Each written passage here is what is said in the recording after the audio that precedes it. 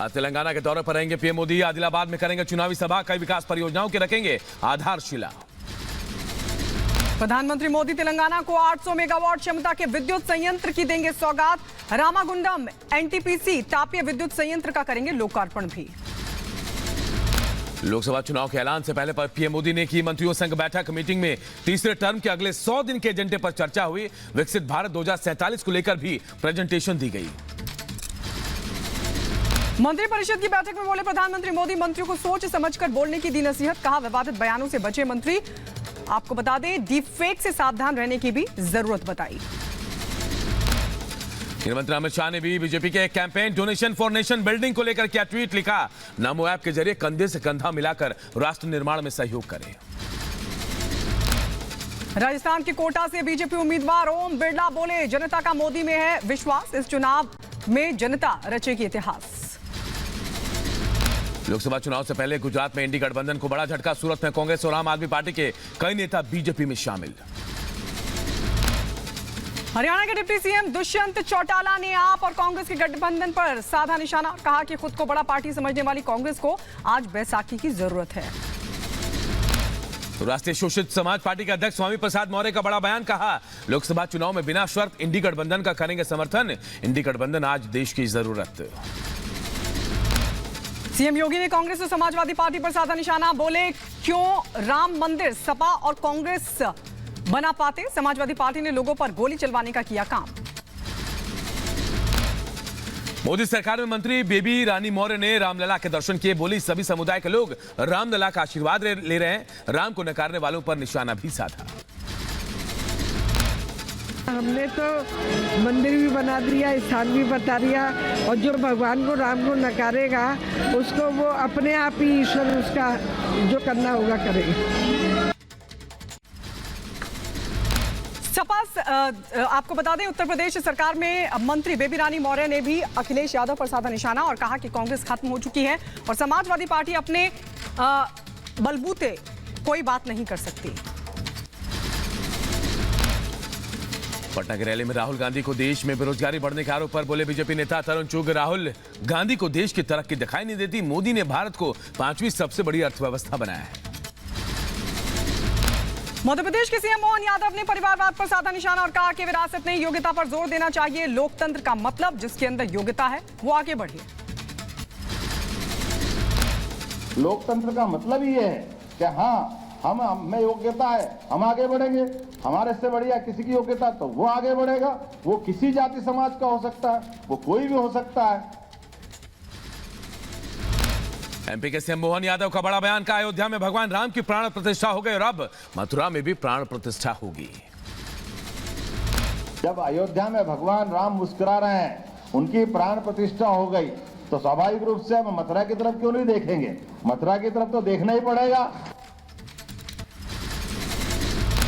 आज अयोध्या जाएगा मध्य प्रदेश मंत्रिमंडल। अपने मंत्रियों के साथ आज रामलला के दर्शन करेंगे मुख्यमंत्री मोहन यादव।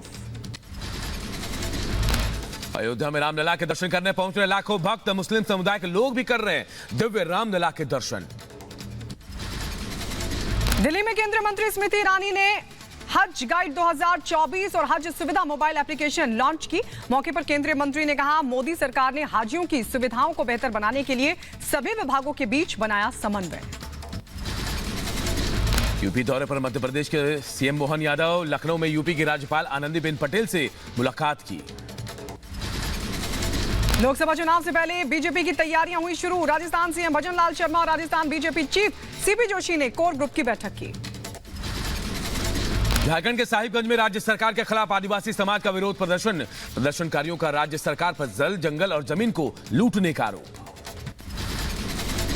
ओम प्रकाश राजभर ने सलेमपुर सीट से बीजेपी से 2 बार से सांसद और तीसरी बार उम्मीदवार रविंद्र कुशवाहा पर साधा निशाना और कहा कि कुशवाहा को सत्ता में रहकर भी कुछ करने की हिम्मत नहीं।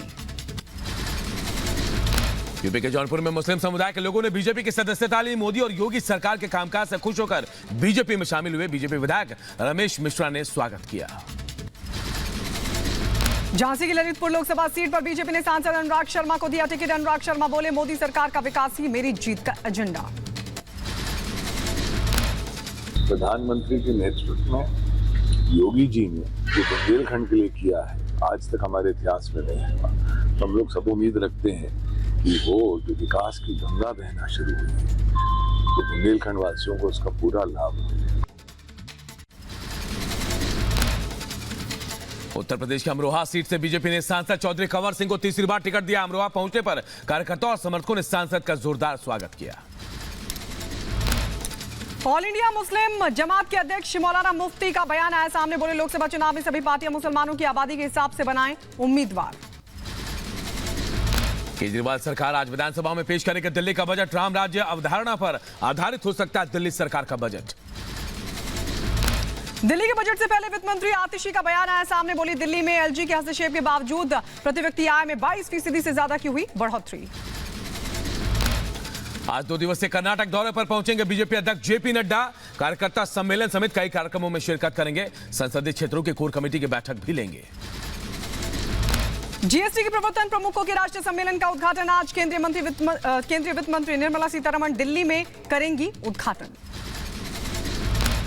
सीएम भजनलाल शर्मा ने बजट घोषणाओं के क्रियान्वयन की समीक्षा बैठक की। 100 दिवसीय कार्य योजना के बेहतर क्रियान्वयन के लिए अधिकारियों को दिशा निर्देश भी दिए। महाराष्ट्र के रत्नागिरी में बीजेपी बूथ स्तरीय कार्यकर्ता महासम्मेलन का आयोजन। गोवा के मुख्यमंत्री प्रमोद सावंत ने कार्यकर्ता महासम्मेलन में की शिरकत।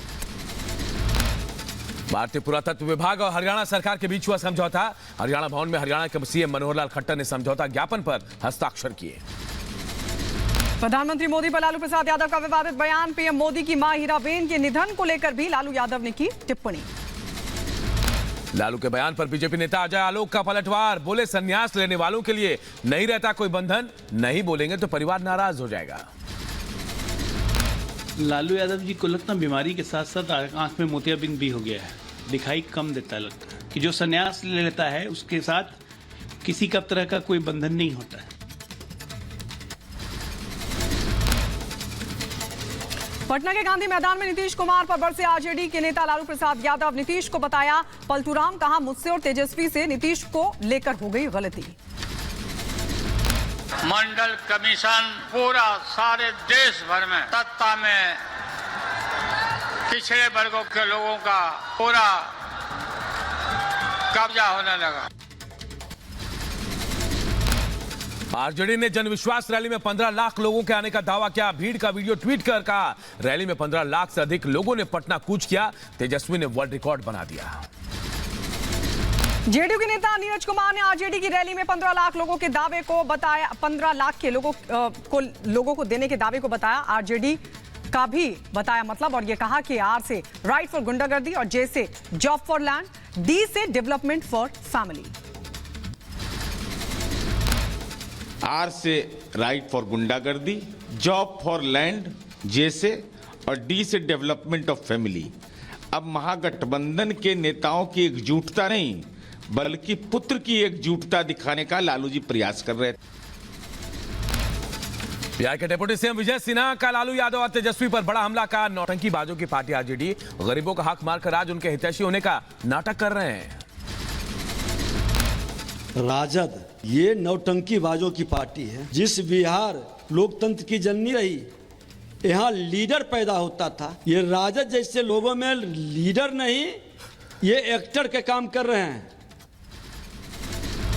हम पार्टी के नेता जीतन राम मांझी ने आरजेडी पर साधा निशाना और कहा कि आरजेडी में कोई लोकतंत्र नहीं, वहां भागम भाग मची है। लोकसभा चुनाव से पहले पटना में इंडी गठबंधन का शक्ति प्रदर्शन। जनविश्वास